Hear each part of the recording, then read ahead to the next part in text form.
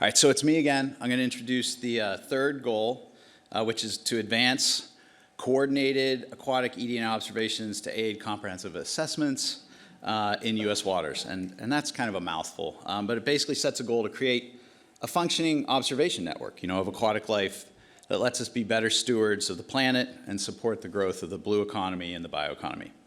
The three objects of this goal are to identify priority sites and applications for aquatic eDNA sampling, to implement the technical advances to build operational capacity, and to operationalize biological resource data for societal benefit.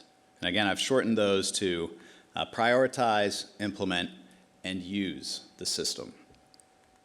So we can't start everywhere and do everything at once. Excuse me. I seem to have gotten stuck.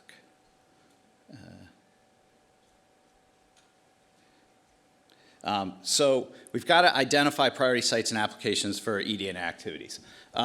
We suggest basing these priorities on various needs, such as resource-rich regions and areas under existing threats, and areas or species that are particularly sensitive, or places where impacts are likely to be the greatest, like the Arctic.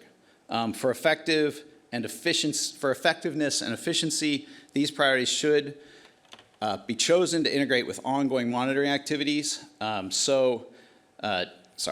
Like Susie mentioned, they should be chosen to integrate with ongoing monitoring activities so we can reduce field costs and minimize the cost of new infrastructure.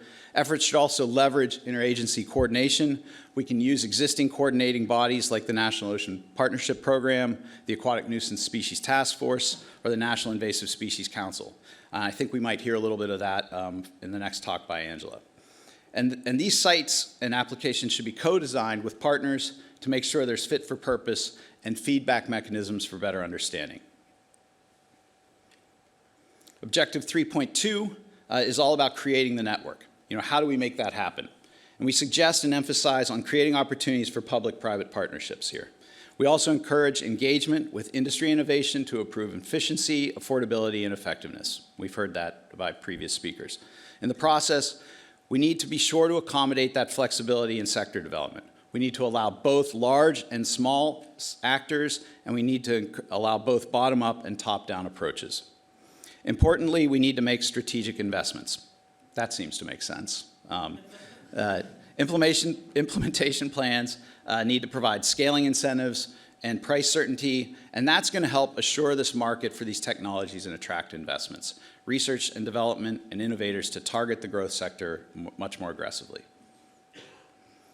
And last, but certainly not least, and probably the most important objective of all, is we need to use the data to support decisions for sustainable economies and healthy ecosystems. Why are we building this unless we use it? We need to operationalize these eDNA results for societal benefits. So we need to absolutely create clear decision-making support tools and simple to understand and employ metrics, dashboards, indexes, things like that. We'll hear about that, I'm sure, from Mike in a moment. This information can support multiple agencies and mission mandates, as we've heard. There's got to be a dozen out there where this tool is going to be critical. The power of eDNA is that analysis of that sample can support a multitude of things. Invasive species detection comes from the same leader. Water quality metrics, biodiversity assessments. This one-to-many benefit is an incredible game changer. Implementation needs to promote equity and environmental justice by emphasizing educational initiatives and meaningful engagement at the outset. Successful outcomes are much more likely.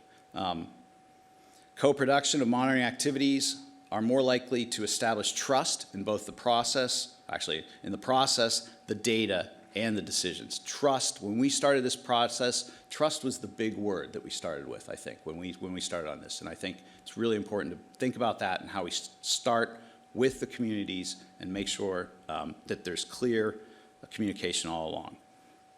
And throughout, these benefits need to support those local economies. We need to be sure that the value proposition of doing eDNA is beyond an academic exercise, but instead a required tool that we can't believe we didn't have before.